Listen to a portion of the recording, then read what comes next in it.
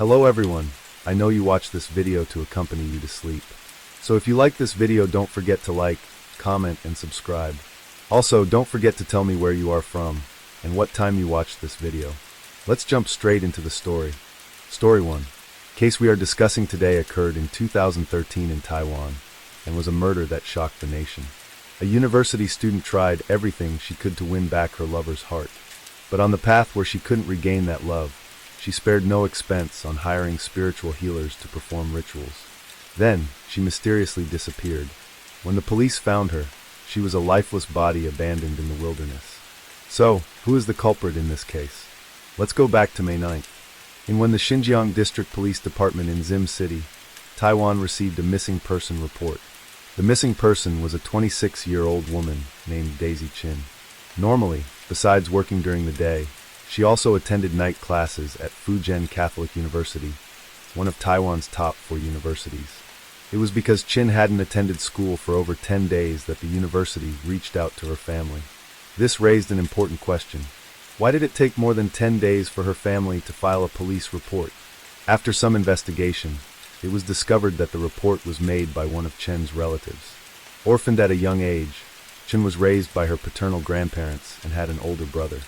However, her brother was a drug addict, living a life constantly on the run to avoid police capture. The two siblings rarely communicated with each other. Chun and her brother only met once or twice a year, so he had little knowledge of her day-to-day life. As a result, they couldn't provide any useful information.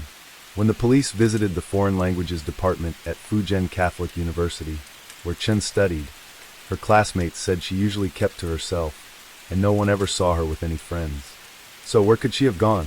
The police retrieved Chen's phone records and discovered her last call was made on April 27th. The signal indicated that she was in Jiai, a city in southern Taiwan.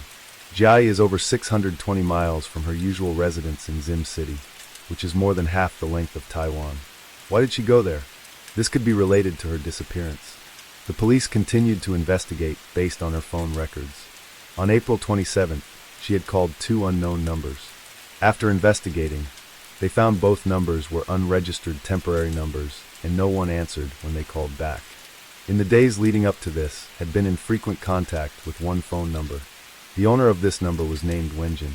The police believed that Wenjin might have had a close relationship with Chun, so they decided to start their investigation with him. At the same time, the police visited Chen's residence in Xinbei City. After conducting a thorough search, they uncovered several important clues. First, Chun had a habit of keeping a diary. In one of the diaries found at her home, the police discovered some of her personal reflections on her daily life. Not only did it reveal her deep sorrow after breaking up with her boyfriend, but it also led the police to wonder, could Chin have done something drastic out of love? After all, similar cases have occurred in the past. Next, they found 3 bank transfer receipts at her home. One of the receipts showed a transfer of 3 million Taiwanese dollars, equivalent to about 94,000 US dollars. What stood out was that all the receipts were addressed to the same person, Huang Wenjing. This name certainly raised questions, for the person Chin contacted most frequently before her disappearance was also Wenjin. This indicated that their relationship was far from ordinary. So, could Huang Wenjin be involved in this case? Where was he now? After further investigation, the police located this man named Wenjin. He was 39 years old and currently ran a private detective agency. In Taiwan, you can often see advertisements for private detective agencies on the streets. These agencies are often referred to by a more direct name, infidelity investigation companies. When asked about his relationship with Chun, Wenjin explained that Chun had initially been a client of his, and later, the two of them dated for a while but had broken up some time ago. As for the 3 million Taiwanese dollars, Wenjin explained that a small portion of it was Chun's payment for his services. The rest, he said, was a loan he took from Chun when he needed funds for his business, and he claimed to have recently repaid her in cash. During the conversation, the police noticed that Wenjin was extremely careful with his words, leaving no gaps or mistakes, and remained calm under questioning. Of course, this was likely due to his experience as a private detective, where he would have been used to dealing with all sorts of people, so his ability to handle situations was naturally more cautious than most. However, the police noted that Wenjin was in fact married. A married man having an affair with an unmarried college student undoubtedly hinted at something more. Surprisingly, Wenjin answered the police's questions with ease. He said that when he first met Chin, she was going through a very difficult emotional time. During that period, he showed her extra attention, and she fell in love with him, becoming very forward in their relationship. As a man, he couldn't resist, so they ended up being together. This answer clearly reflects the response of a terrible man. But these details alone cannot directly prove that Wenjin was involved in Chen's disappearance. If Wenjing is the person Chen mentioned in her diary as the one who caused her heartbreak, it still doesn't establish a solid link. Although Wenjing didn't display any suspicious behavior, the police still had many doubts. First of all, 3 million Taiwanese dollars is no small amount. For a university student like Chun, who is juggling both school and work, how could she have accumulated such a large sum of money? Moreover, when Jean specifically stated that he returned the 3 million Taiwanese dollars to Chun in cash. Why would he use cash? That's quite cumbersome and not a method many would choose. Most importantly, the police couldn't find this money in Chen's home, nor were there any bank records showing she deposited it. So where did such a large amount of money go? The police then approached Chen's relative again. According to their analysis, the 3 million Taiwanese dollars could have been money Chen got from selling her house. This was quickly confirmed after further investigation. The house had been left to Chun by her parents, and since her brother was a drug addict, she became the sole heir to the property. However, there was something more noteworthy. The police learned from the real estate agency that the fourth-floor apartment and attic where Chun lived could have sold for about 8 million Taiwanese dollars. Chun, however, had requested a quick sale and ultimately sold it for only 4.3 million Taiwanese dollars, losing nearly 3.7 million in value plus 300,000 Taiwanese dollars into the broker. This clearly indicated that she was in urgent need of money. Upon checking her bank records, the police discovered that shortly after the money was transferred into her account, sent the money to Wenjin. According to Wenjin, he had borrowed the money from Chun for business purposes, but Chin sold her only house and swiftly transferred the money to a married man. Even if they were lovers, is this the kind of behavior that makes sense to a rational person? Sometime later, the case made little progress. The police had to dig deeper into Chen's personal life. Eventually, they uncovered a crucial lead. More than 6 months before the case occurred, Chen had been in frequent contact with a person who called himself a feng shui master, namely Tianran. The police decided to meet this feng shui master to gather more information. When confronted by the police, the feng shui master appeared visibly nervous and couldn't hide his anxiety. He feared someone was accusing him of being a fraud. According to his account, had not been able to accept her breakup with her ex-boyfriend and sought his help to cast spells in hopes of rekindling the relationship. The police showed a photo of Wen Jing and asked the feng shui master if he was the boyfriend Chen had mentioned. The feng shui master shook his head. He said Chen had shown him a photo of her boyfriend, and it was a very handsome young man who had been her senior at Fujian Catholic University. However, the feng shui master did reveal that he knew Wenjin and had even introduced him to Chen. He recalled that after performing several rituals, Chen came to him complaining that they weren't working. He admitted that he made up an excuse at the time, saying that because they didn't know her ex's home address, the spirits couldn't help. He told her that they needed someone to investigate the address. To his surprise, Chen believed him. So the feng shui master introduced her to Wen Jin, the detective. When the police mentioned that the two had developed a romantic relationship, the feng shui master appeared completely unaware and seemed genuinely surprised. His expression didn't suggest he was lying. Could Chen's disappearance be linked to her ex-boyfriend from Fujian Catholic University? The police quickly tracked him down. He admitted that he had dated Chun and that they had broken up and reconciled several times. However, they hadn't been in contact since late last year. When asked about Chen's personality during their relationship, he said that towards the end, he felt pressured. Chen couldn't accept the breakup and even threatened him. In summary, he claimed to have had no contact with Chen for the past 6 months and was shocked to hear she was missing. According to his statement, Chen had very few friends and never mentioned any family or classmates from home. Based on all the clues gathered, the police connected the dots and formed a hypothesis about the chain of events. After breaking up with her university boyfriend, Chen sought the feng shui master to cast spells to win him back. Later, she hired a private investigator to look into her ex. During this process, she developed a romantic relationship with Wenjin and became his mistress. For some reason, she then sold her house. Eventually, her phone signal was traced to Jie. The case seemed to grow more complex and confusing. By this time, several months had passed. The media continued to closely follow the disappearance of the university student, putting immense pressure on the police.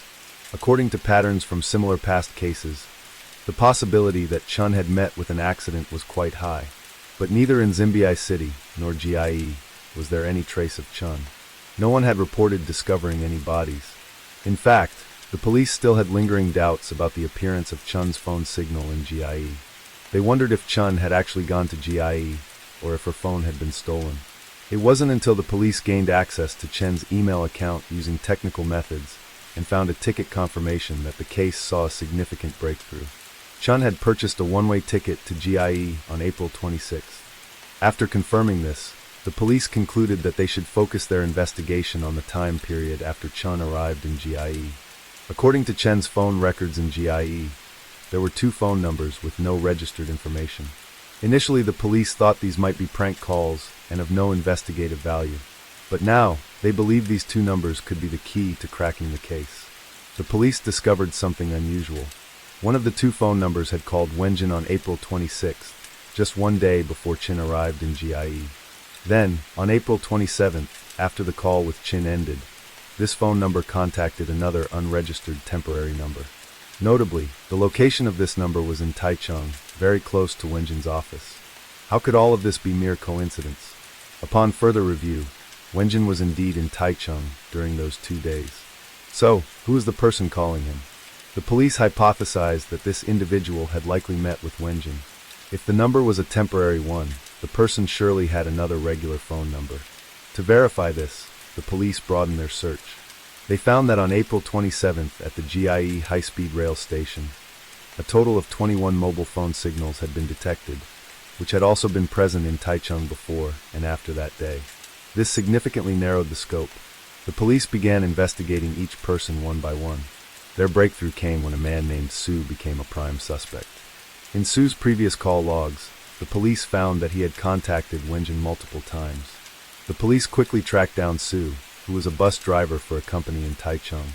When the police asked if he had ever been to Jie, his eyes started to avoid contact. Then, when he heard Wenjun's name, he became visibly panicked.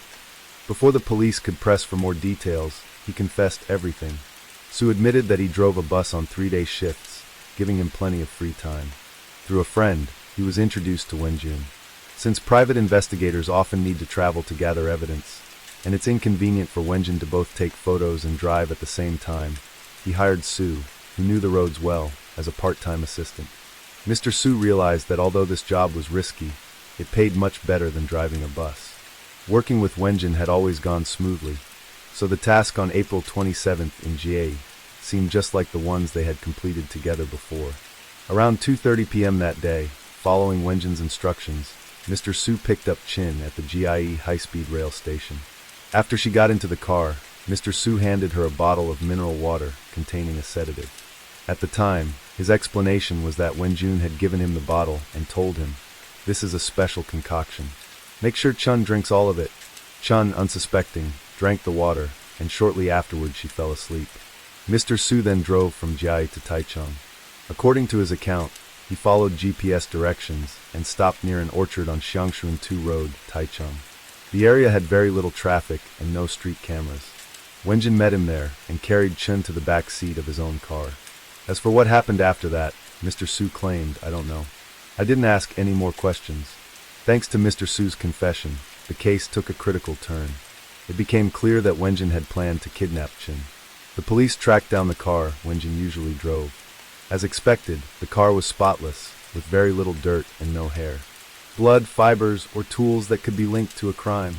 It's important to remember that Wenjun was a private investigator. He knew exactly how to avoid leaving any evidence behind. He had covered his tracks meticulously. When they found nothing in the car, the police quickly moved to Wenjun's home. Armed with a search warrant, Wenjun had no choice but to reluctantly cooperate. It didn't take long for the police to discover some shocking items, including a gun, 30 grams of illegal substances, and an encrypted USB drive. The police immediately suspected that the USB might contain evidence of Wenjin assaulting Chin. After technicians decrypted the USB, the contents were horrifying. The drive contained videos of Wenjin engaging in sexual activities with 4 different women, including Chin. It turned out that the seemingly serious detective had disturbing inclinations. There was also a video of Chin showering, secretly filmed by Wenjin. In the footage, Chin had numerous red symbols on her body, which seemed to indicate that some sort of ritual was being performed. This raised concerns about the feng shui master who had introduced Chun and Wenjun. Could her disappearance be linked to this? After all, Taiwan is known to have various strange cults, many of which have been involved in scams and even murder cases. The most frustrating part was that these videos could not be used to convict Wenjun. The police thoroughly searched both Wenjun's home and office, but they couldn't find any clues that directly proved Chun had been murdered. However, they were at least able to hold Wenjun on charges of illegal possession of firearms and drugs. Facing accusations of murder, Wenjun steadfastly denied everything. Even when confronted with Mr. Su's strong testimony, he continued to insist that he had nothing to do with Chun's disappearance. The police were exasperated. The only option left was to engage in a long battle of wills with Wenjun, hoping to eventually break down his psychological defenses. It must be said that Wenjun's mental endurance was remarkable. The police interrogated him almost once a month. Although they didn't use force, each session was a challenge. Time passed, and it had been 10 months since Chin disappeared. Just when the investigation team was nearly exhausted during the 11th interrogation, Wenjun suddenly confessed. He finally admitted that he had killed Chin and buried her body in a remote area. The reason for his confession was just as unexpected.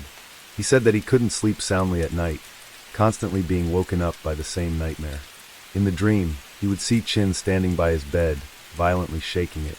Perhaps this reflects the old saying, if you have a clear conscience, you won't be afraid of ghosts knocking at your door.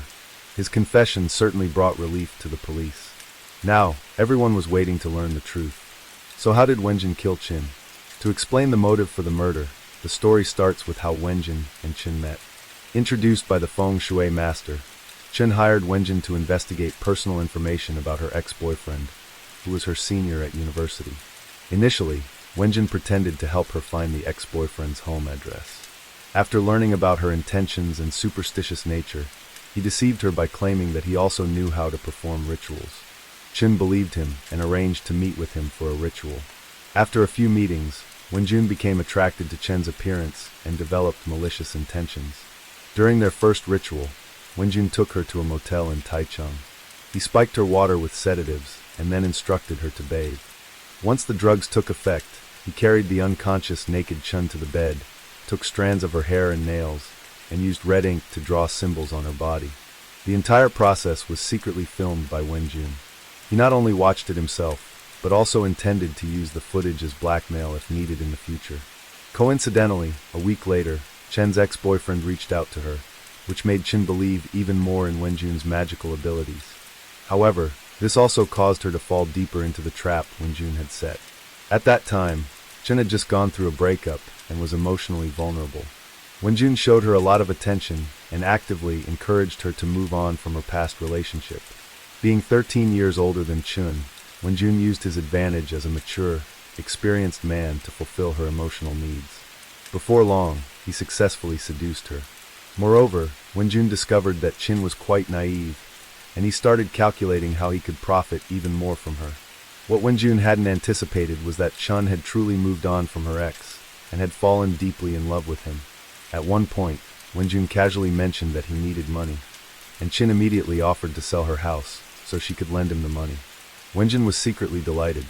He couldn't believe he had found such a love-struck woman who would give him a large sum of money without much effort. However, Wenjun soon realized that the closer his relationship with Chin grew, the more controlling she became. From the videos on the USB drive, it was clear that Wenjun had a promiscuous nature and complicated relationships with various women. But for him, those other women were just fleeting flings. On the other hand, Chin was serious about him.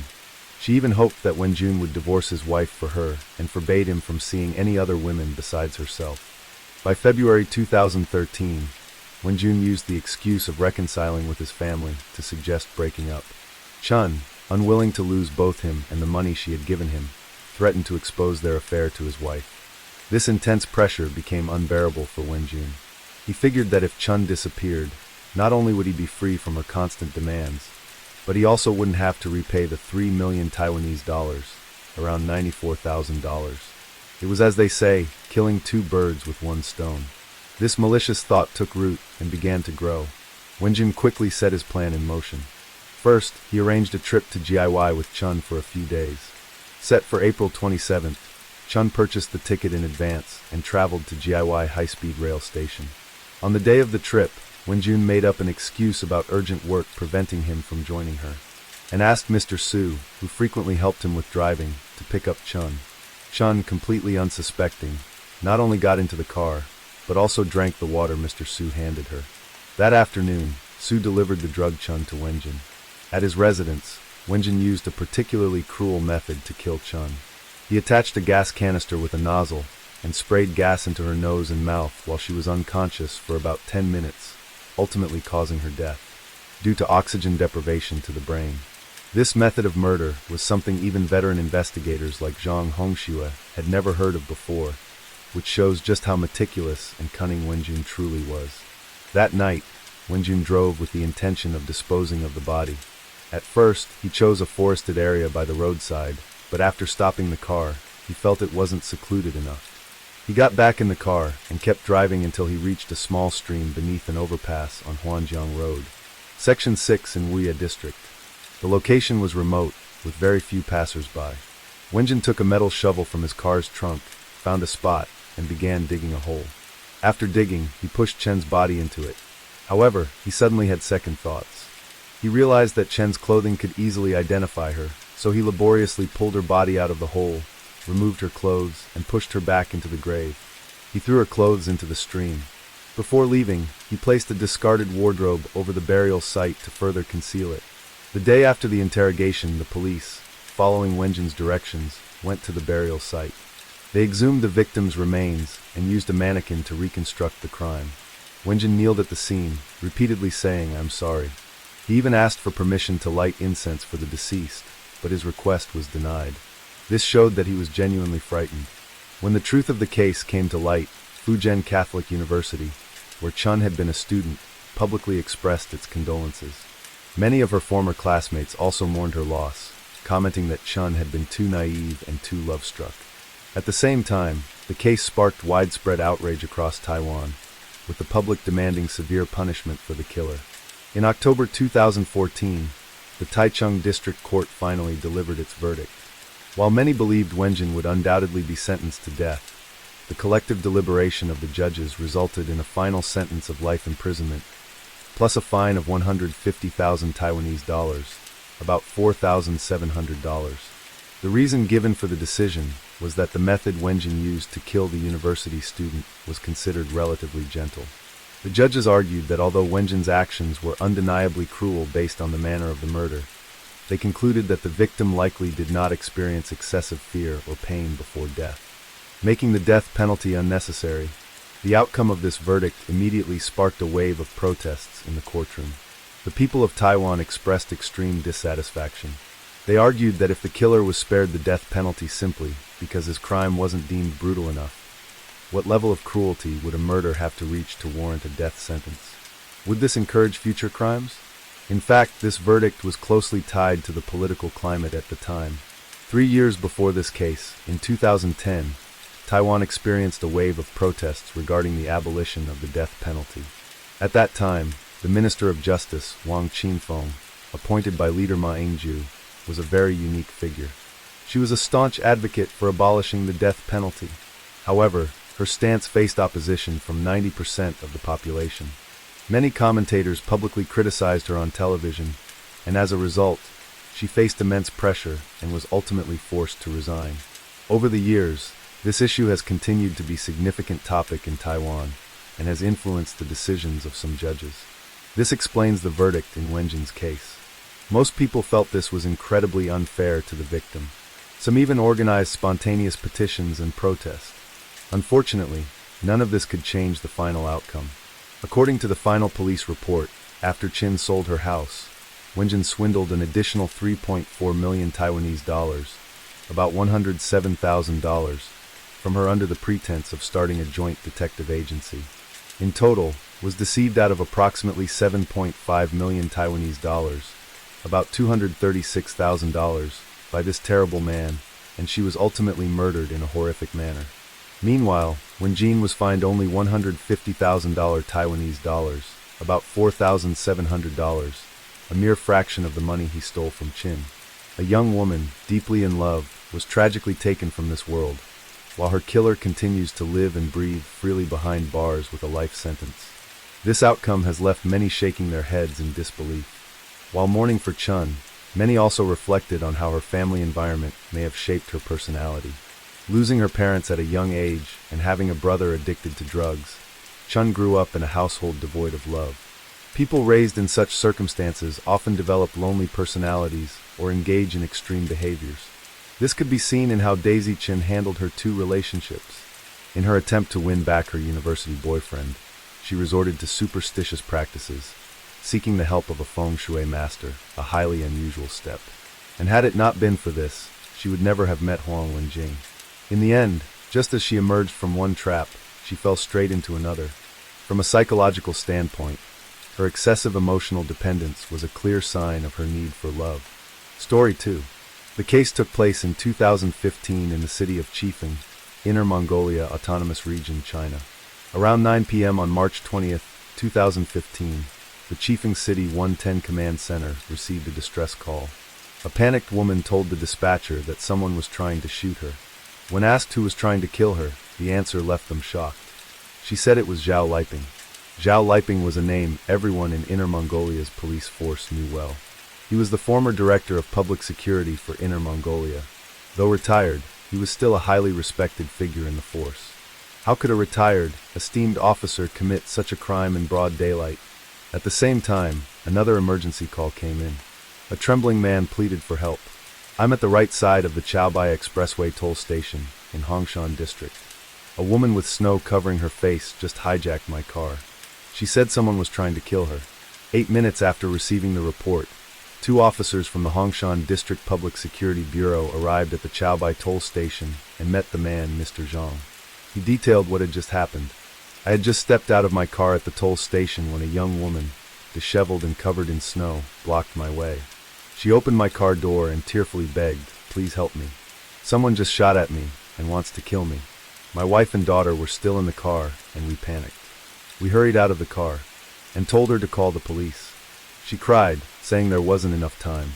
I turned around and saw a man in uniform aiming a gun at me, saying not to interfere in their family matters. We were terrified and tried to avoid him.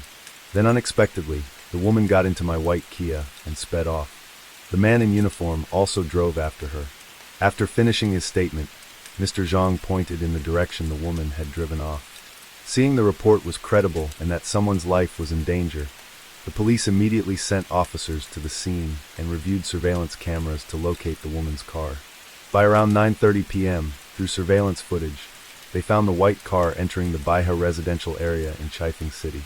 The police quickly mobilized and set up checkpoints to apprehend Zhao Liping.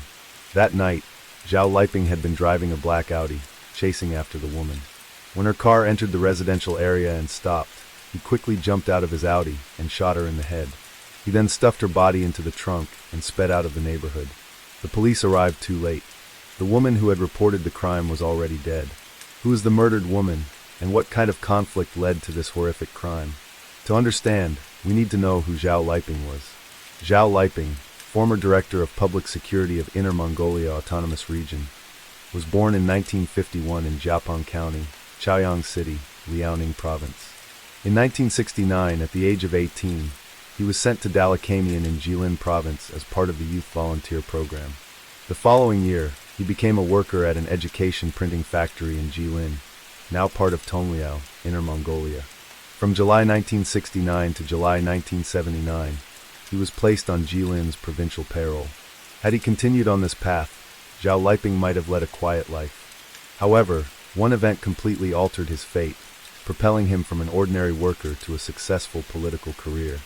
One day while heading home after his shift, encountered a group of thugs harassing a young woman. Acting out of chivalry, he intervened. Despite his martial arts skills, Zhao couldn't fend off the group and was quickly beaten down. The thugs, fearing they might have killed him, fled the scene. At first, Zhao thought little of the heroic rescue, but when he learned the identity of the girl he had saved, his outlook changed. It turned out that her father was a high-ranking official in Inner Mongolia, a realization that made Zhao see his life standing at a crossroads. Coincidentally, the rescued girl developed feelings for the brave young man. While Zhao was recovering in the hospital, she visited him regularly. It was then that Zhao decided to seize this opportunity for social advancement and began pursuing her with great enthusiasm. Not long after, the two became romantically involved. However, a boy from a humble background like Zhao faced strong opposition from the girl's family. Zhao, however, had anticipated this and was prepared. He knew that if his girlfriend became pregnant, her family would be forced to accept their relationship. When the girl eventually became pregnant and insisted on staying with Zhao, her father reluctantly agreed to the marriage. In June 1972, using his connections, the girl's father secured Zhao a job as an investigator at the Public Security Bureau of Jilanmu Autonomous Prefecture. Zhao cherished this opportunity. He knew that his entry into law enforcement was due to his family connections, and without proving his worth, even his father-in-law's powerful influence couldn't help him. Zhao dedicated himself to learning, spending much of his free time studying criminal knowledge and improving his skills. From May to December 1978, he studied crime scene investigation at the Ministry of Public Security's People's Police School. Even today, graduates of this program are highly sought after, let alone back then. After completing the course, Zhao was transferred to the Criminal Investigation Division as an investigator in July 1979.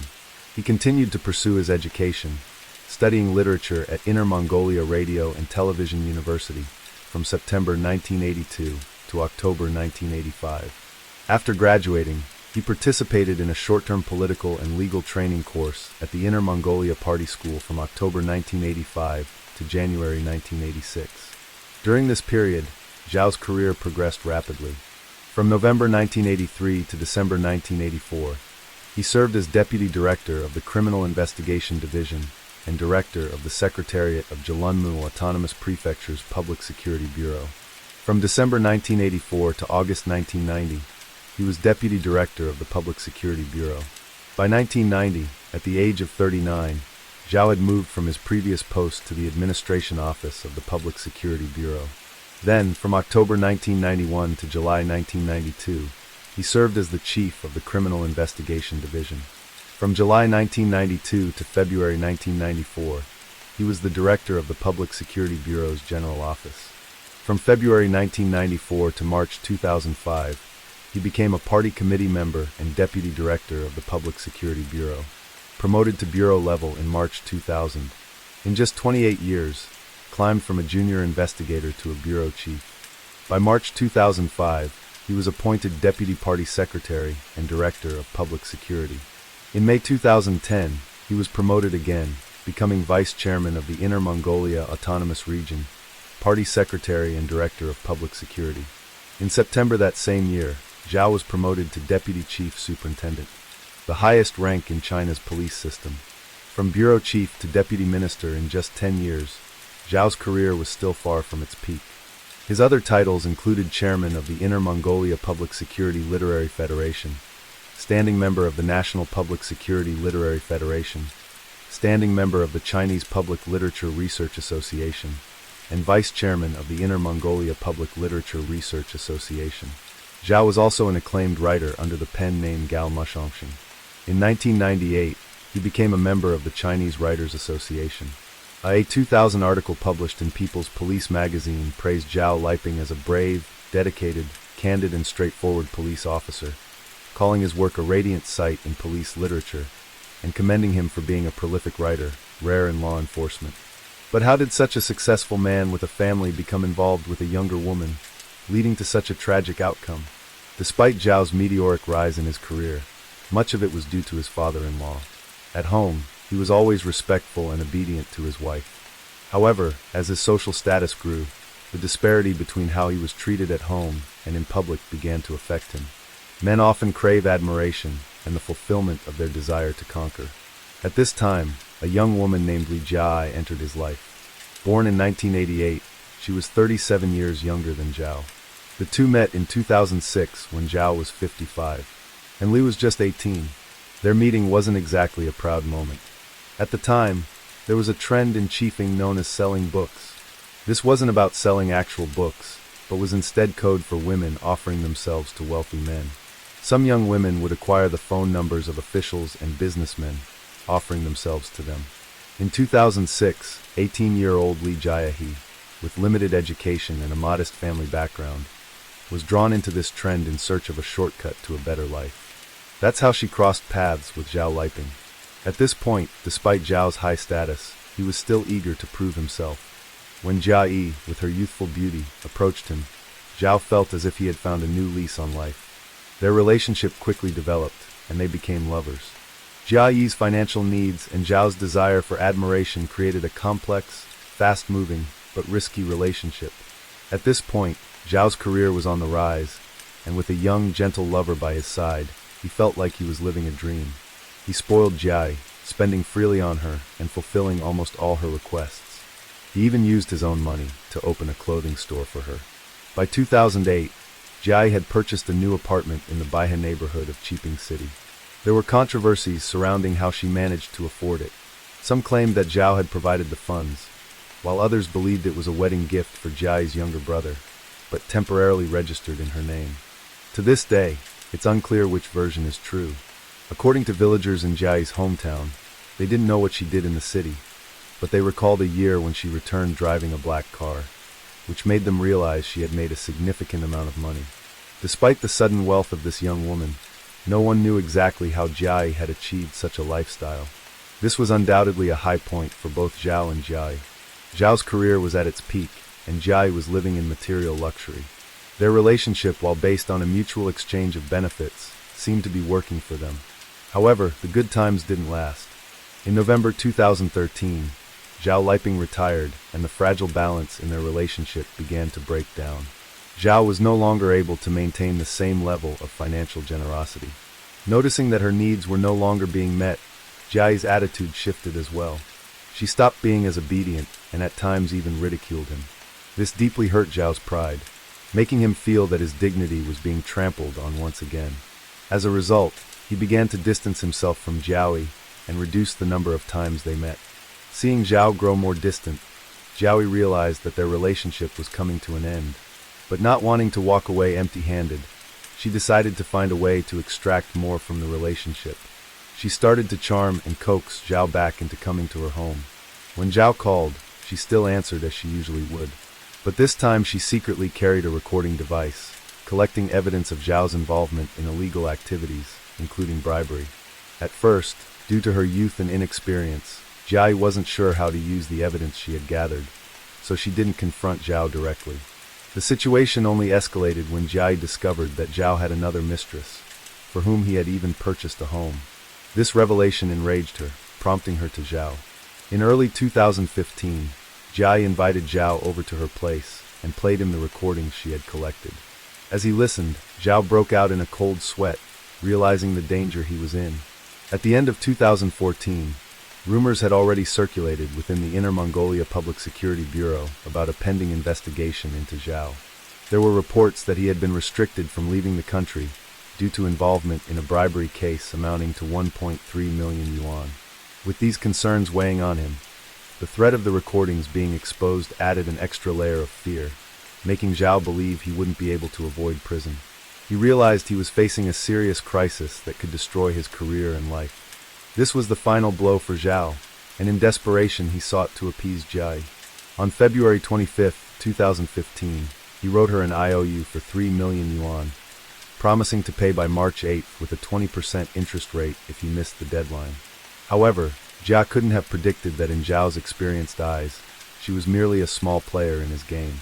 Having been through many years of maneuvering within the political world, Zhao knew more tricks than Jia could ever imagine. He never intended to pay her. It wasn't that he didn't have the money. He believed that if he gave in this time, he would face endless blackmail in the future. So after writing the IOU, Zhao never brought up the money again. Time quickly passed, and the deadline approached. Jia began pressing Zhao for the money, continuing to threaten him with the recordings. Over the course of a month, had devised a plan. He told her that his superiors were conducting intense investigations, so he couldn't directly transfer the money into her account. Instead, he promised to deliver the cash in person on March 20th, near the end of the month. Jai, eager to get her money, was blinded by the anticipation of wealth and didn't suspect anything. During this brief period, Zhao made several trips from Hohat to Chieftain to survey potential locations. He also acquired 2 guns, gasoline, a shovel, an axe, rope, and other materials. Zhao even disguised his black Audi by not only putting fake license plates on it, but also decorating the car with cartoon stickers. From the outside, no one would have suspected that it belonged to a 60-year-old man. It looked more like a vehicle owned by someone much younger. On March 20th, Zhao donned a military uniform, sunglasses, and a hat, and arranged to meet Jai near Danuquan Mountain in Songjian District, next to Provincial Road 205 in Chifeng City. Danuquan Mountain was the place Zhao had chosen as Jai's final resting place. When Jai got into the car, she noticed that Zhao hadn't brought any money. She threatened him once again with the recorded files. At that moment, Zhao pulled out a handgun and fired 3 shots, but he missed. Panicked, Jai opened the car door and tried to run. Zhao quickly grabbed a knife from his pocket and stabbed her. But the wound wasn't fatal.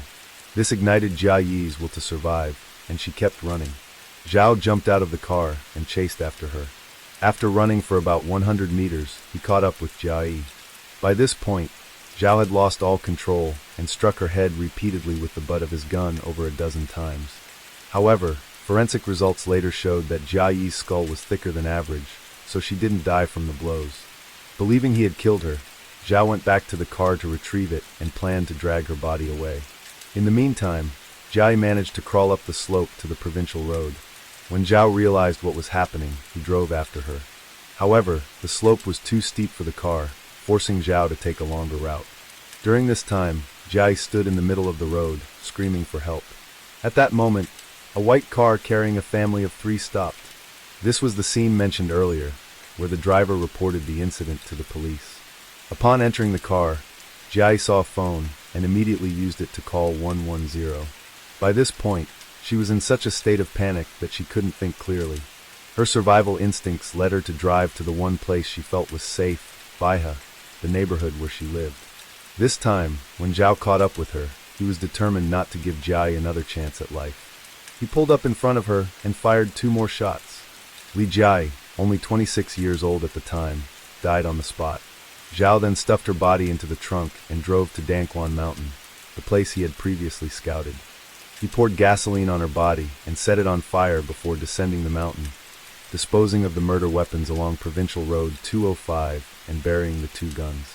Zhao Liping knew he couldn't escape, but perhaps he still held on to a shred of hope. That night, he probably found it impossible to sleep. The police, too, endured a tense night. After a night of searching, they eventually located Zhao's burned body in a shallow pit on Danuquan Mountain. At dawn on March 21st, officers holding Zhao's photograph began scouring Danuquan Mountain. Along Provincial Road 205, they found the victim's handbag, a blood-stained car seat, a shovel, and an axe. By around 7 p.m., they discovered Zhao's charred and buried remains in a pit on Danuquan Mountain. Further up the mountain, they found 2 guns and 49 bullets Zhao had hidden beneath a rock. During their search, they also traced Zhao's movements. A man named Yang lived on Danuquan Mountain, herding sheep. To prevent theft, Yang had installed several cameras around his property. Thanks to these cameras, the police not only captured images of Zhao walking back and forth surveying the area, but they also uncovered Zhao's movements after the crime and where he had burned the body. Following this trail, the police eventually caught up with Zhao Liping in Keshketting County, 155 miles from Chifeng. Early on March 22nd, when officers stopped him, Zhao did not resist. He turned off the car and surrendered immediately, offering a bitter smile and saying, "The Chifeng police are fast." The scene was deeply ironic. After his capture, Zhao Liping seemed to accept his fate. He made his confession clearly and concisely, but refused to disclose the origin of the 2 guns. The following day, police also confiscated 91 detonators illegally stored in Zhao's office. Like with the guns, he refused to reveal where they came from. Zhao Liping's case shocked the public. A respected public security official had become a criminal. The investigation didn't stop at murder, but also revealed numerous other issues tied to Zhao, including bribery, illegal fundraising, and abuse of power. All these charges were thoroughly investigated by the authorities. In its verdict, the Supreme People's Court confirmed Zhao Liping's grave offenses. Specifically, on the night of March 20th, Zhao Liping used a gun to kill Li Jia-yi, a 26-year-old Woma and Chifeng, Inner Mongolia Autonomous Region. Additionally, between 2008 and 2010, while serving as director of the Public Security Bureau of Inner Mongolia, Zhao Liping exploited his position to accept bribes from various companies and individuals. These bribes totaled 23.68 million yuan. He used his influence to interfere with issues like stock sales, project tenders, and promotions. On March 21, 2015, after investigating the crime scene where Zhao had killed and disposed of the body, police recovered a revolver, a Type 64 handgun, and 49 bullets that Zhao had hidden. On March 23, during a search of Zhao's office on the second floor of the police training center in Inner Mongolia, authorities discovered 91 illegally stored detonators in a safe. The Supreme People's Court ruled that Zhao Liping had unlawfully taken a person's life and that his actions constituted murder. As a public official, he had also taken advantage of his position to seek personal gain, accepting large sums of illegal payments, which amounted to bribery. Furthermore, Zhao violated firearms regulations, illegally possessing 2 guns and 49 rounds of ammunition. His actions also extended to the illegal storage of 91 detonators, which constituted the illegal possession of explosives. The murder Zhao Liping committed was particularly heinous, characterized by extreme cruelty and significant harm to society. His crimes were serious and merited severe punishment according to the law. Zhao's acceptance of 23.68 million yuan in bribes was an especially large amount, and his illegal possession of firearms and explosives was a further aggravating factor. All of these crimes required a comprehensive legal response. Finally, on the morning of May 26, 2017, the Intermediate People's Court of Taiyuan City in Shaanxi Province carried out Zhao Liping's death sentence, as ordered by the Supreme People's Court. Zhao Liping had once spoken to the press in 2009 about the importance of being a good person. At the time, he said, "I believe that if you can't be a good person, you certainly can't be a good party member, you definitely won't be a good official, and you absolutely won't be a good police officer. Human nature has its weaknesses, everyone has them. You have to be a good person, one who contributes to society and doesn't cause harm. When young people enter society, their first principle should be to live upright, decent lives." Yet, just 6 years after making these statements, Zhao Liping was arrested for murder, leading to the tragic downfall of his life and career. This outcome was a profound irony. The Zhao Liping case was not just a personal tragedy, but a costly lesson for society. It exposed the dark side behind the glamour of power and money, and highlighted the severe consequences of corruption and moral decay. Story 3. Around 8 p.m. on September 18, 2008, at Building 349 on Ejuan Avenue 11 in Singapore, the calm evening atmosphere was suddenly interrupted by the sounds of an argument between a man and a woman. However, the neighbors didn't pay much attention, as such disputes are not uncommon in any household. It's part of normal married life. Moreover, since it was still early in the evening, no one stepped in to intervene. As expected, after a while, the argument quieted down. People thought there was nothing to worry about. As night fell and the early morning hours approached, most people were still asleep. Suddenly, the cries of a woman begging for help echoed from the building, accompanied by the loud clash of furniture. A neighbor living on the floor below heard the woman's pleas and sensed that something dangerous was happening. At around 12:50 a.m., he called the police. While the man was explaining the situation to the police, a loud noise suddenly erupted, followed by a woman's desperate scream. When he looked more closely, he saw a woman falling from the building. Once she hit the ground, she no longer moved. The police immediately arrived at the scene. Under Building 349, they found the woman lying motionless, her body covered in blood, and she had stopped breathing.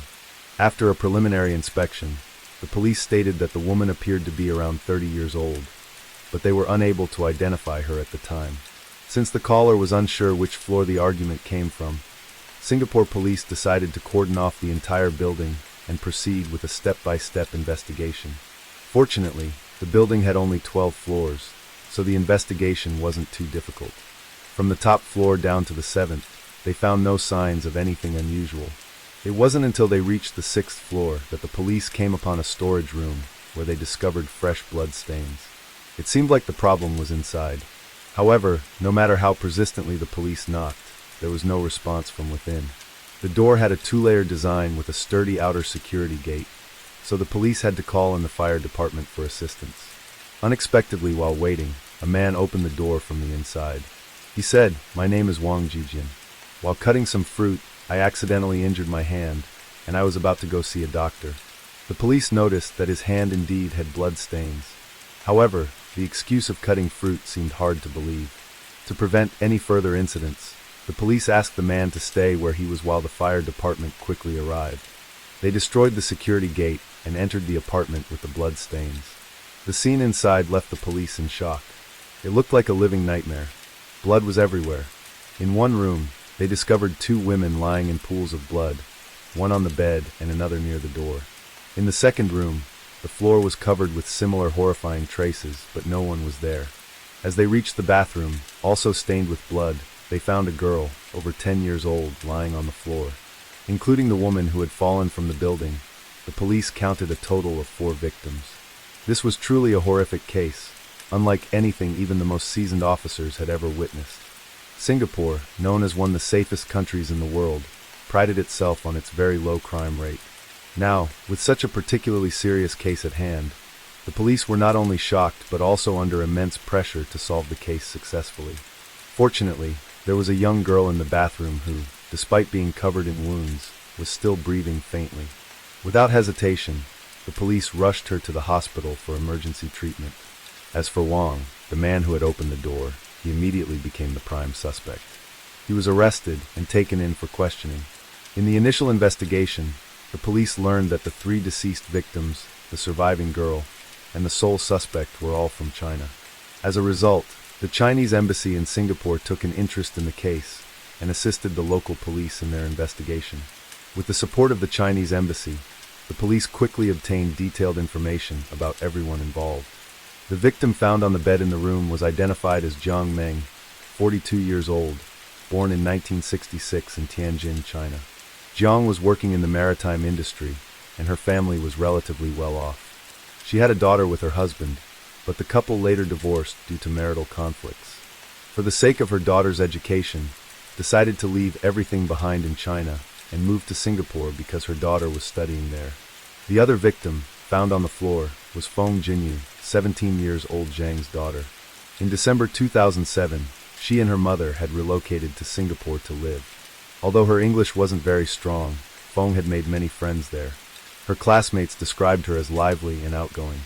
The victim who died after falling was Yang Jie, 36 years old, born in 1972 in Shenyang, China. She had been married twice and was working as a real estate agent. For the sake of her eldest daughter's future, she decided to send her daughter to Singapore. Like Jiang, Yang became an accompanying mother. The surviving girl was 15-year-old Li Meilin, who, after receiving timely medical treatment, survived the life-threatening ordeal. Li was Yang's eldest daughter. She was an excellent student, consistently at the top of her class. Li and her mother lived together in a rented apartment. Jiang was the first tenant of the and later sublet a room to Yang, who shared a similar background and hometown.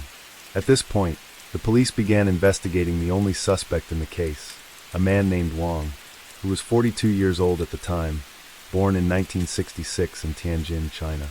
He had previously worked as a manager at the Tianjin port and had gone through a failed marriage. Wang had a son, but in the divorce, custody of the boy was granted to his ex-wife. According to his passport records, this was not Wang's first time in Singapore, though the exact reason for his visit remained unclear. The question that arose was, why was Wang there, and what conflict did he have with both mother-daughter pairs? As news of the case quickly spread, it caused a stir within the Chinese community in Singapore. People began speculating about the relationship between Wang and the victims. Some rumors suggested that Wang was Yang's boyfriend, and they had been seen shopping together, engaging in affectionate behavior. However, Yang's close friends and family firmly denied this, stating, "There's no way that's true." They claimed that Wang Zijin was actually Jiang Meng's boyfriend, and it was Jiang who brought him into the house. However, neighbors living nearby reported that they had never seen Wang and Jiang display any affection or go out together. Some even speculated that Wang was romantically involved with both Jiang and Yang. In short, the conflicting accounts caused confusion and chaos within the Chinese community. Yet, with strong support from the Chinese embassy, the truth gradually surfaced. The investigation revealed that Wang was, indeed, Jiang's boyfriend. Both were from Tianjin and had known each other since 1996 when they were involved in stock trading. However, they lost contact for several years. It wasn't until Wang's divorce in 2005 that Jiang reached out to him, and the two started dating. Notably, at that time, Jiang was still married, but she deceived Wang by telling him that she was single. By June 2006, Jiang finally confessed to her boyfriend that she was married, which made Wang hesitant. He believed that, given his good looks and certain career success, he could easily find a more attractive woman. As a result, Wang suggested they break up. However, Jiang refused and explained that she had no intention of deceiving him, insisting that her feelings for him were genuine from the first time they met. She expressed her desire to spend the rest of her life with him. To prove her sincerity, Jiang even bit her finger and wrote a letter in blood that said, "I love Wang and I only want to marry you." Moved by Jiang's dramatic gesture, Wang made a vow and promised to love her forever. He even demonstrated his love by getting a tattoo of Jiang's name on his back. But as the saying goes, forever doesn't last forever. Very soon, Zhang's husband, Feng Qin, found out about everything. Feng, a mature man and a government employee, did not resort to violence. Instead, he invited Wang to meet and talk. When Wang arrived, Feng asked Zhang to choose between the two men. Without hesitation, Zhang chose Wang. Although Feng accepted his fate, Zhang's family did not agree with ending the marriage. Zhang's parents didn't want their granddaughter to live with a stepfather. Her family also believed that Wang had seduced Jiang and deliberately destroyed their family. This led to constant clashes between both sides, with threats and even physical fights. The scandal tarnished Wang's reputation at his company, and he felt too ashamed to stay. Therefore, Wang decided to take early retirement. Wang Zhijin received a retirement payout of 400,000 renminbi, equivalent to about $57,000 from his company. After that, Jiang and Wang lived freely, fleeing to Chengdu to escape her family's opposition. In 2007, successfully finalized her divorce. However, shortly after the divorce, her ex-husband, Feng Qin, was diagnosed with a stroke.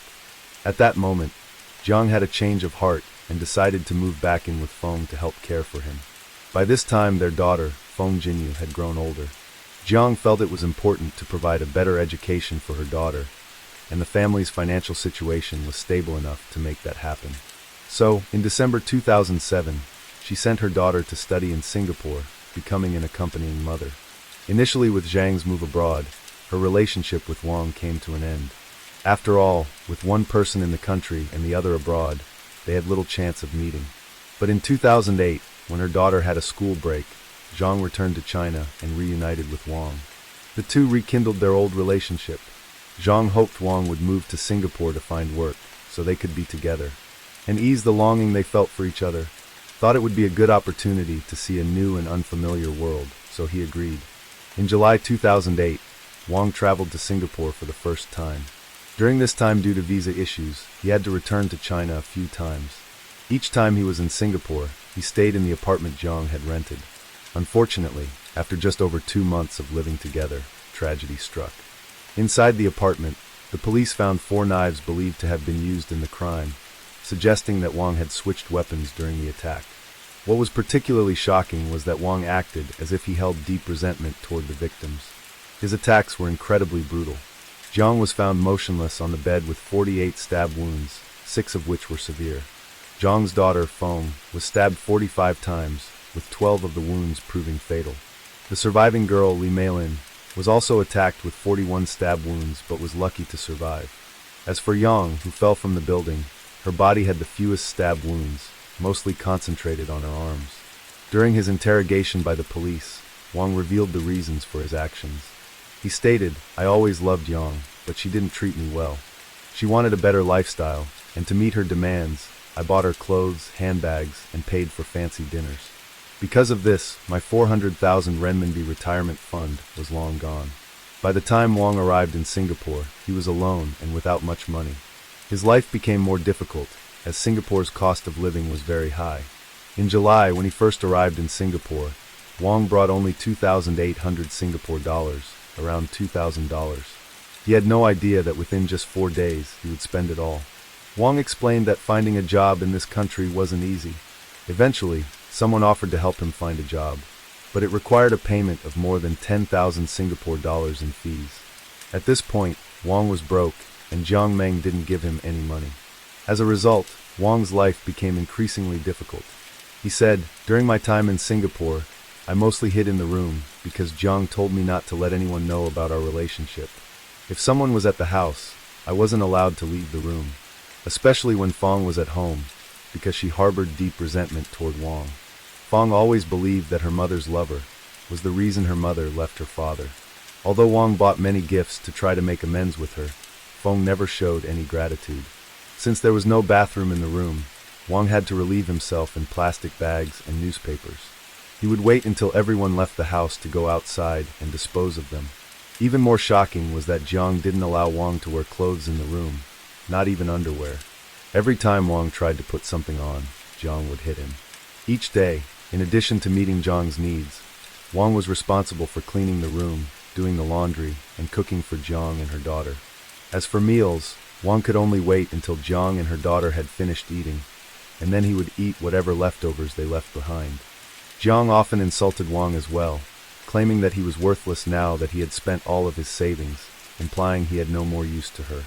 Wang Zijian said, "Although my heart was filled with anger, living under someone else's roof, I didn't dare to fight back." As a result, Wang's life in Singapore was miserable. A week before the incident, Jiang Ming suddenly craved king crab. However, whether in Singapore or elsewhere, this type of food is always expensive. A typical crab can cost anywhere from 200 to 300 Singapore dollars. Despite having no money, Wang still managed to buy 2 crabs, spending over 700 Singapore dollars for Jiang and her daughter. They enjoyed the meal immensely, but Wang wasn't given any. It was a cruel way to treat him. But at that point, Wang still didn't have any intention of committing a crime. However, a few days later, they asked for king crab again. This time, Wang couldn't afford it. He wanted to save some money, but Jiang wouldn't let it go, demanding the crab and repeatedly insulting Wang, calling him useless. Wang had no choice but to give in and buy some fish instead of king crab. This infuriated Jiang, who continued to berate Wang, calling him useless for not even being able to buy crab. Soon after, their argument was heard by the neighbor downstairs. Around 9 p.m., the argument finally stopped. Lay next to Jiang Ming, but the more he thought about it, the angrier he became. He recalled the past years, how he had spent all his savings and was left with nothing. Now he was disrespected by both Jiang and her daughter, living under someone else's roof with no dignity. The more Wang dwelled on it, the more agitated he became. In his mind, Wang Zijian decided to go to the kitchen to wash his face and calm down. At that moment, he unexpectedly saw a knife in the kitchen. All of his anger erupted instantly. Wang grabbed the weapon and returned to the room. Seeing Jiang fast asleep, without saying a word, he began the attack. During this, Jiang cried out for help a few times, but everything happened too quickly. She soon stopped breathing with 48 stab wounds on her body. Meanwhile, Feng Xinyu, who was sleeping in the living room, heard the commotion. She opened the door to check, and just as Wang, now out of control, saw someone entering the room, he rushed at her with the knife. Once Feng was silenced, Wang then heard the door to Yang Ji's room next door opening. Fearing that his actions would be discovered, he grabbed the knife again and stormed into the adjacent room. At this point, Yang and Li had already woken up. Although they tried to fight back, Li suffered multiple wounds as she faced Wang's strength. Yang seized the opportunity to escape the room. At the same time, Wang had overpowered Li and left the apartment in search of Yang. After searching and failing to find her, he returned to the room, only to discover that Li had locked herself inside the bathroom. At this point, Wang swapped his knife for a new one. He began pounding on the bathroom door, eventually breaking in and continuing his brutal attack on Li. After finishing the assault, Wang suddenly heard a loud noise. He went to the balcony and saw that Yang had fallen to the ground. Once everything was over, Wang started to pack his belongings to escape.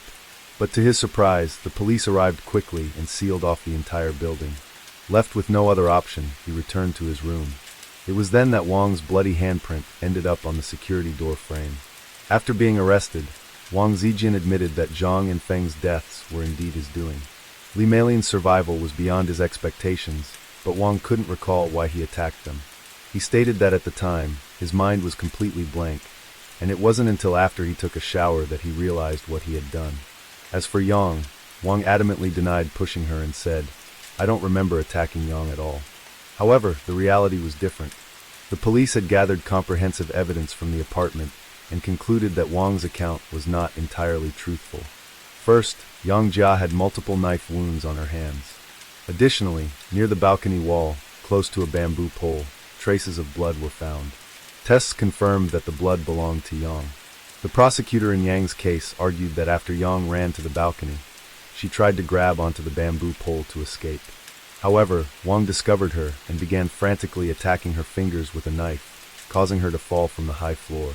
This means Yang's death was also directly caused by Wang. Next, Li, the sole survivor, was also the key witness. She contradicted Wang's account. Wang claimed that Yang and Li had voluntarily opened the door, allowing him to rush in and attack them to keep his secret. However, Li stated that she and her mother heard a noise and were terrified. While they were hesitating about whether to call the police, Wang stormed into the room with a knife. He immediately began a frenzied attack. During the chaos, Yang seized the opportunity to escape the room. Despite being seriously injured, Li managed to kick Wang, giving herself a chance to hide in the bathroom. Wang then switched knives, broke down the bathroom door, and continued his attack. Later, the police found blood on the handle of Yang's bedroom door, belonging to Wang, Zhang, and Feng Jinyu. This proved that what Li said was true.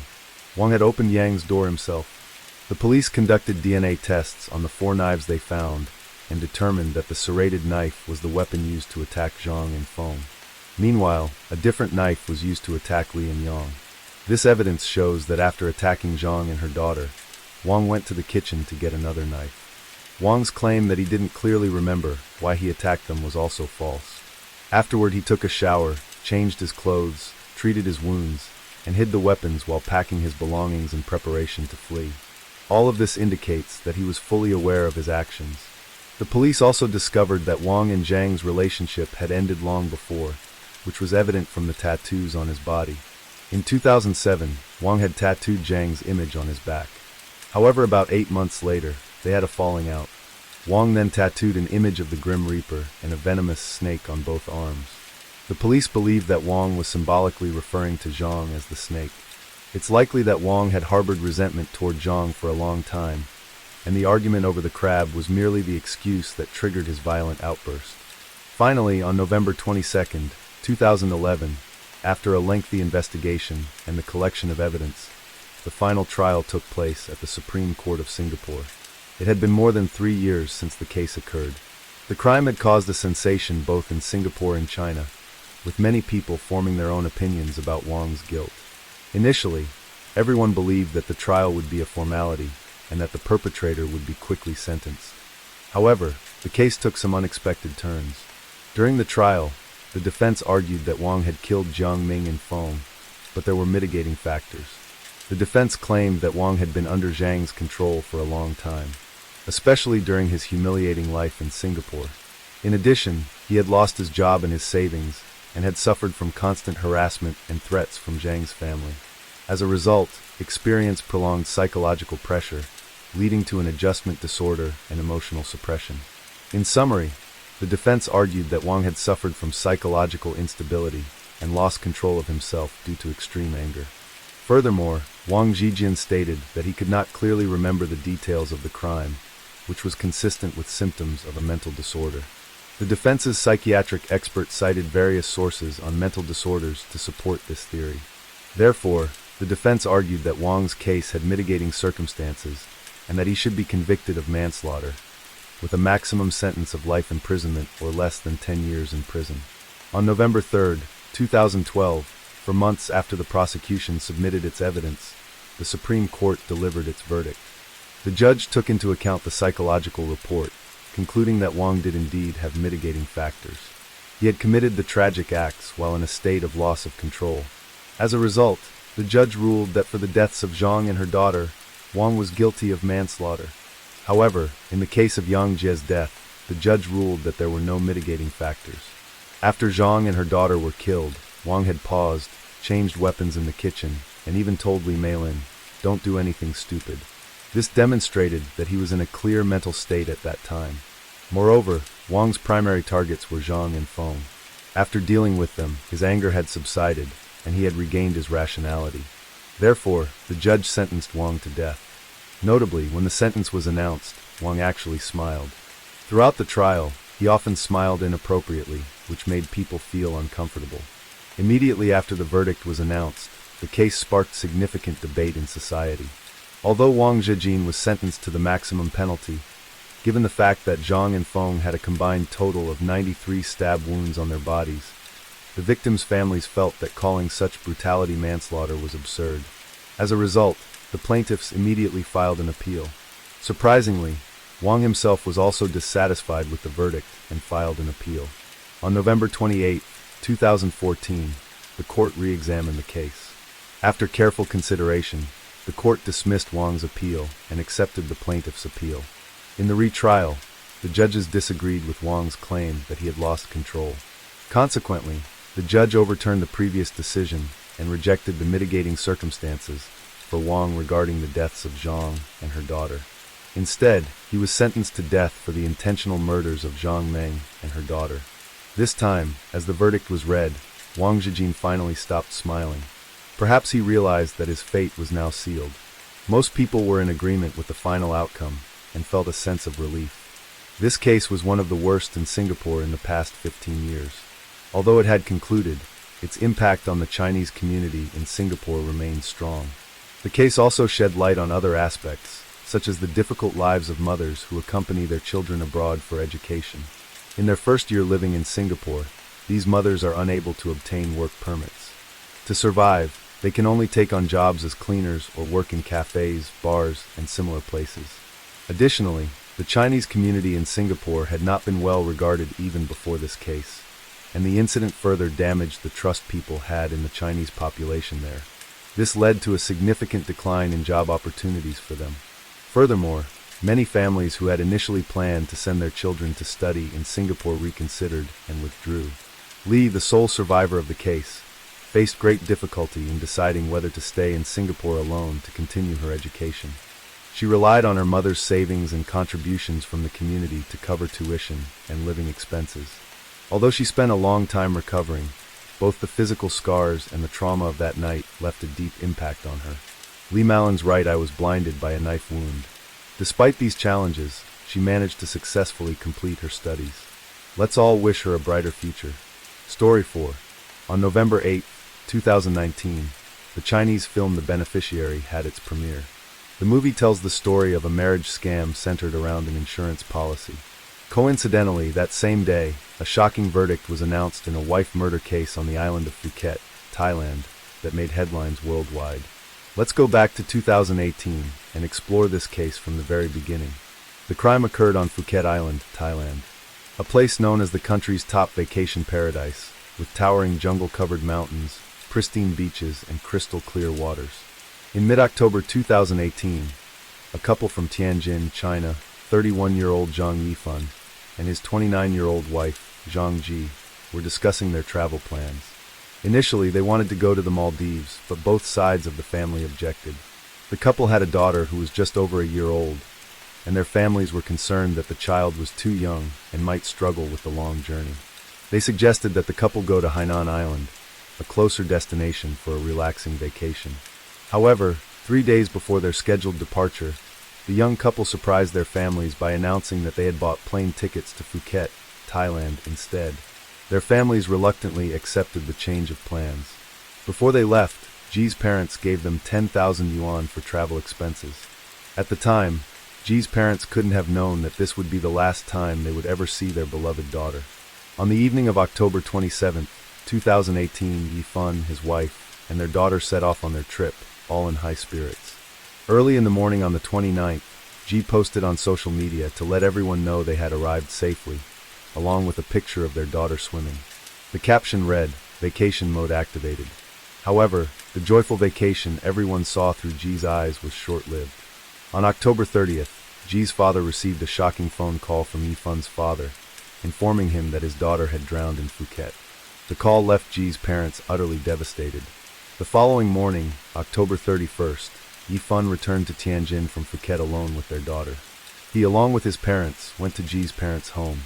As soon as Yifan stepped inside, he fell to his knees in front of Ji's father, Zhang Rangxian, and her mother, Tang Yu, crying, "I'm sorry, I failed to take care of Ji." The sudden news was unbearable for Ji's parents to accept. Yifan recounted the events of that night to them. After dinner at the hotel, the couple put their daughter to sleep. Then, they both went for a swim in the pool outside their room. After swimming for a while, it began to rain. Yifan told Ji he would check on their daughter, while Ji continued to swim. Feeling exhausted, Yifan said he fell asleep once he got back to the room. When he woke up and went to look for his wife, he found her floating lifeless in the pool. Yifan's account raised doubts for Ji's parents. Their daughter had known how to swim since childhood, so how could she have drowned in a swimming pool? They asked Ji's cousins to search for information about the hotel online. What they discovered was that the hotel pool was only 4.6 feet deep. With Ji's height being 5.2 feet, the water would have only reached her shoulders when standing upright. How could she have drowned in such shallow water? Although they had these suspicions, Ji's parents couldn't bring themselves to believe that their son-in-law had harmed their daughter. At that moment, all they wanted was to get to Thailand as quickly as possible to see their daughter one last time. That same night, Ren Xian and Tang Yu, along with Yifan and 7 other relatives, flew to Thailand. They arrived at a hotel in Phuket at 4 a.m. on November 1st. Before they could even rest, Yifan knocked on their door. He knew that the truth would eventually come to light. Yifan entered the room, fell to his knees in front of his in-laws, and confessed everything, begging for their forgiveness. Yifan admitted that he had hit Ji on the day of the incident, but denied killing her. He told Ji's parents, "I bought a life insurance policy worth 17 million yuan, and I'm willing to leave all the money to you to take care of our daughter." However, to the grieving parents, the money meant nothing. No amount of money could ever bring back their daughter's life.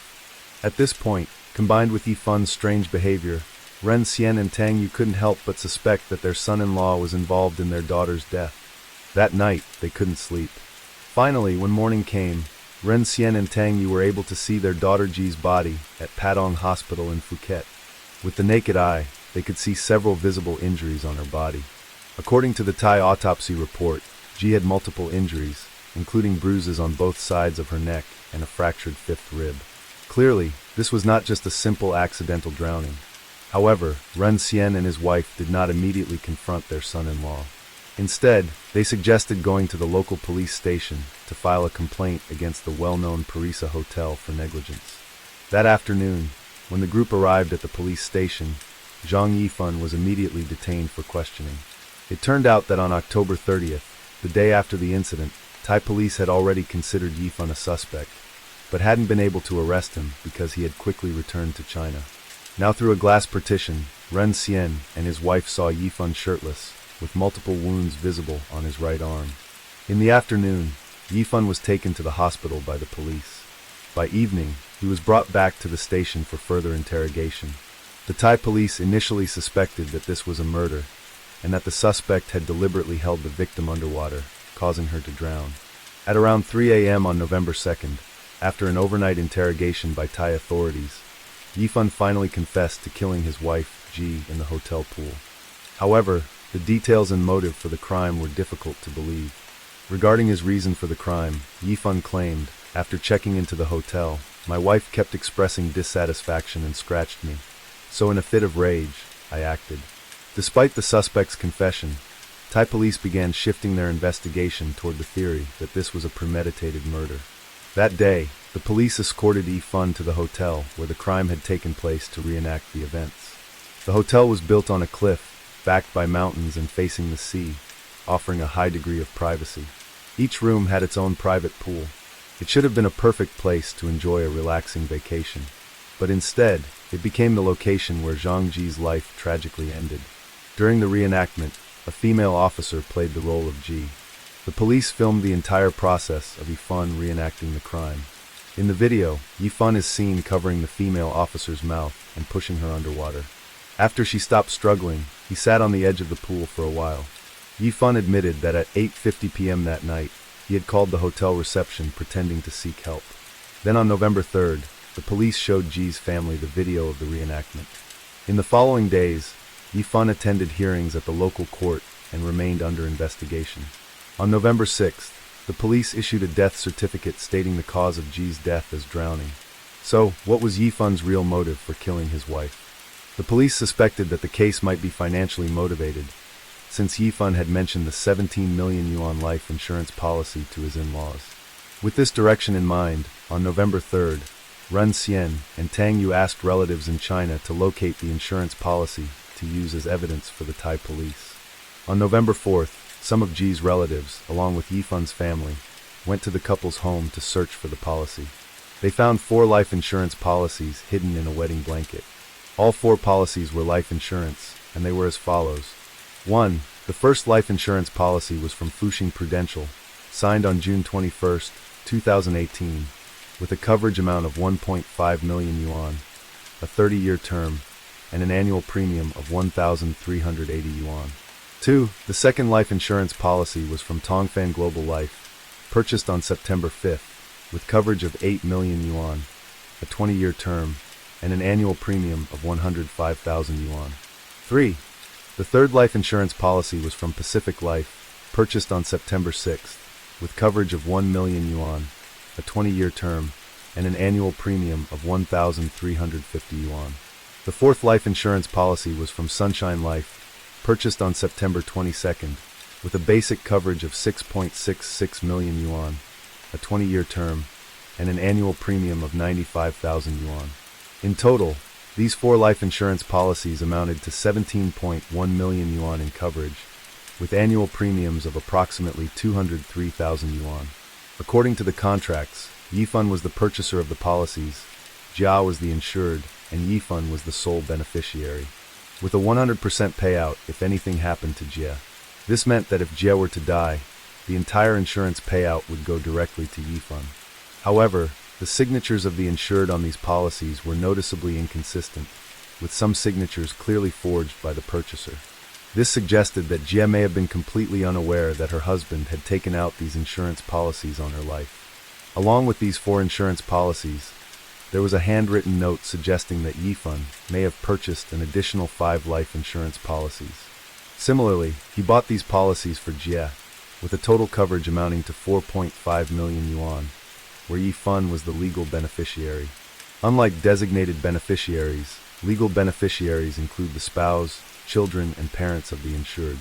In this case, Yifan would be the primary heir.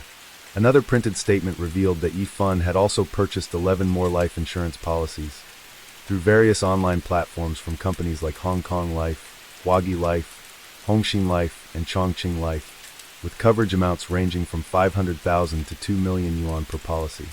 The exact purchase dates were unclear. Since buying insurance online is a relatively simple process, it seemed that Yifan had entered a frenzy of insurance buying at that time. Including a final insurance policy worth 5 million yuan from Huashao Life Insurance, Yifan had purchased a total of 18 life insurance policies, with total coverage reaching 33.2 million yuan, according to available records. In addition to life insurance, Yifan's computer revealed that he had purchased 2 comprehensive accident insurance policies worth 500,000 yuan from Ping'an and Taikong, both through the Alipay platform. These insurance policies were later submitted to the Thai police as evidence, indicating that this was a premeditated murder. Clearly, the total insurance amount exceeded 30 million yuan, far more than the 17 million he fund had initially mentioned. The motive behind this didn't need to be explained further. It was obvious to everyone. Afterward, Ren Xian and Tang Yu brought their daughter's body back from Thailand to Tianjin for cremation and burial. They also reported the crime to the Tianjin police. What shocked everyone was how this young couple, who had always seemed to love each other deeply in the eyes of others, ended up with such a tragic outcome. Both families were well off in their local community. So what could have driven Yifan to become so ruthless to the point of killing his wife to cash in on insurance money? Yifan and Ji met through an introduction by a colleague. They got married in May 2016, with Yifan being 2 years older than Ji. At the time of their marriage, they were considered a well-matched couple. Yifan's father was a military officer in Tanggu district. Tianjin and Ji's father, along with relatives, ran a prosperous seafood restaurant. Both families were from Tianjin, owned multiple properties, and had no financial concerns. At the time of the wedding, Ji brought a dowry of 800,000 yuan in cash. Yifun's family purchased a home on the banks of the Haihe River in Tianjin as their marital home. From their parents' perspective, even if the couple didn't have jobs, they could live comfortably with support from both families. Even looking back 2.5 years later, Ren Xian and Tang Yu still felt that Yifan seemed perfectly normal at the time. They accepted him as their son-in-law because he came from a good family, had a stable job, and didn't smoke, drink, or have bad habits. Moreover, since Yifan and Ji were introduced by a colleague, they approved of the relationship. Especially when Ji became pregnant, they often saw Yifan taking care of her, from meals to daily routines. In April 2018, Yifan suggested buying another home in a school district. Prepare for their child's future education. To meet the requirements for purchasing the home, the young couple went through a fake divorce, as a divorce could reduce the down payment. When Ren Xian and Tang Yu found out, they gave the couple 600,000 yuan to help them quickly remarry and buy the home. Yifan's father also contributed 1.1 million yuan. Together, both families provided 1.7 million yuan, enough to fully purchase the home. However, after checking the bank account, Ren Xian and Tang Yu discovered that the 800,000 yuan dowry in their daughter's account had dwindled to just a few hundred yuan. On the new home purchase contract from April, not only was Yifan's name the sole one listed, but they also saw that the couple had taken out an additional loan of 600,000 yuan. It was unclear where the rest of the money had gone. At this point, Ren Xian and Tang Yu began reviewing the couple's daily spending records. They soon uncovered over 30 credit card statements belonging to their son-in-law Yifan, showing suspicious charges. From November 2017 to June 2018, there were numerous instances of extravagant spending and large, unclear debt repayments. For example, on February 22, 2018, Yifan spent 8,800 yuan at a spa club in Shanghai. Starting in July, Yifan's Guangfa Bank credit card frequently made payments to Kefutong, Fengxing Online Mall, and Guangzhou Technology Company. Each transaction was at least a few hundred yuan, with several thousand yuan being spent regularly. Over time, the spending increased. For instance, on July 17th, he spent 2,000 yuan. On July 18th, there were 2 charges of 1,000 yuan each. On July 24th, 3 charges of 1,000 yuan. And on July 29th, a charge of 3,000 yuan. On August 11th, he spent 3,000 yuan. On August 20th, he spent 11,200 yuan. And on August 27th, he spent another 3,000 yuan, 3,200 yuan. By September, he had withdrawn 2 amounts of 10,000 yuan via Wanglian.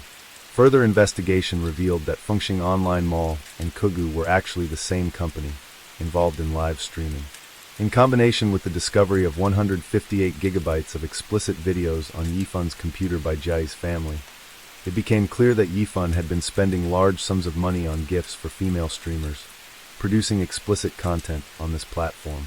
In September 2018 alone, Yifan's Guangfa credit card had accumulated 63,600 yuan in charges. Between October 2nd and October 5th, in just 4 days, his Guangfa card recorded an additional 64,500 yuan in spending. The police later uncovered that the recipient of Yifan's lavish gifts was a female streamer from Fujian. She told the police that Yifan started watching her streams in August 2018.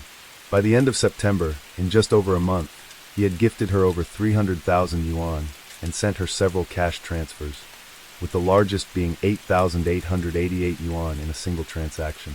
Yifan had told her that he worked in finance, was divorced, and had a daughter. He made it clear that he was interested in pursuing her, and even showed screenshots of his account balance with 1 million yuan to prove he had money. He repeatedly asked to meet her, and even used the pretense of sending fruit to gift her a Louis Vuitton bag. When asked about her impression of Yifan, the streamer described his behavior as extreme and obsessive. In her streaming room, he was generous but very controlling. He would call her constantly at all hours, which she found harassing, and eventually she blocked him. Additionally, Ji's family discovered that Yifan had opened accounts in Tonggu and Fuzhou with records of high-end spending at a Fuzhou cosmetics counter. They suspected that Yifan was involved in an extramarital affair. On August 17th, Yifan spent 1,000 yuan at the Zhonghua Binhai Hotel in Tianjin. On September 20th, he made 3 transactions at a jewelry store in Tianjin through a POS machine, spending 32,000 yuan, 48,000 yuan, and 50,000 yuan respectively.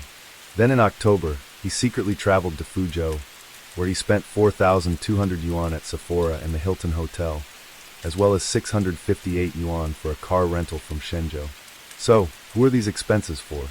Yifan, with no job income, was living a lavish lifestyle, buying luxury goods and making extravagant gifts. How could a small family sustain such financial depletion? After exhausting their wealth, Yifan, in a desperate attempt to secure the life he desired, devised a reckless plan to kill his wife and collect the insurance money. Ren Xian and Tang Yu firmly believed their daughter knew nothing about this. After their marriage, didn't suspect or question her husband. She loved him deeply, making cute phone wallpapers of Yifan, giving him sweet nicknames on WeChat, and telling her friends that she found him adorable. For the first 6 months after their child was born, the family of 3 lived with Ji's parents. Later, Yifan's mother suffered a stroke, making it inconvenient to continue living at Ji's parents' home, so they moved in with Yifan's parents. Even though Zhang Ranchen and his wife were a bit concerned about their daughter leaving all the financial management to Yifan, they didn't want to interfere with the young couple's relationship, so they let it be. In hindsight, this might have been the seed of disaster. To outsiders, the couple seemed to be living a sweet, happy life. But in reality, after they got married, Yifan gradually revealed his violent tendencies. He had smashed phones and even broken the windshield of a family car. This behavior was likely rooted in his professional struggles. After their marriage, aside from a brief stint working at an insurance company, Yifan was mostly unemployed. However, he didn't share this with either side of the family. He pretended to have a job, going to work with his wife in the morning, and coming home together in the evening, acting as though he was employed. In other words, aside from financial support from their parents, the family mostly lived on Ji's modest salary of just over 5,000 yuan. Even the Phuket trip was financed using her credit card. In this marriage, Ji seemed to silently shoulder most of the burdens. Out of consideration for her husband's pride, she never told her parents about their true financial situation. The court ruled that the argument of killing in a fit of anger was not credible. After the incident, Yifan attempted to cover up the murder, repeatedly lying and hiding the truth. He held the victim's head underwater multiple times, with the final submersion lasting for 3 minutes. After the victim lost consciousness, he returned to the room, leaving her to drown in the pool. More than 20 minutes later, he dragged the victim out of the pool and placed her by the edge. Yifan's actions and behavior led the judge to believe that there was no argument or confrontation between Yifan and the victim, and that Ji was killed while she was completely defenseless. Therefore, there was no basis for the claim that the murder was committed in a moment of anger. Third, Yifan's defense that he had no intention of killing his wife to collect insurance money was rejected by the court. Shortly before the incident, Yifan had taken out numerous life insurance policies in a short period of time, with coverage totaling over 30 million yuan, and he was the sole beneficiary. The victim's parents were unaware of these policies. Moreover, the annual premiums were exceptionally high, far exceeding the combined income of Yifan and Ji. This was clearly unusual. To successfully claim the insurance payout, Yifan falsified income certificates and forged the victim's signature. Additionally, the court concluded that Yifan had been unfaithful to his wife and spent beyond his means, leading him to plan her murder in order to collect the substantial insurance money.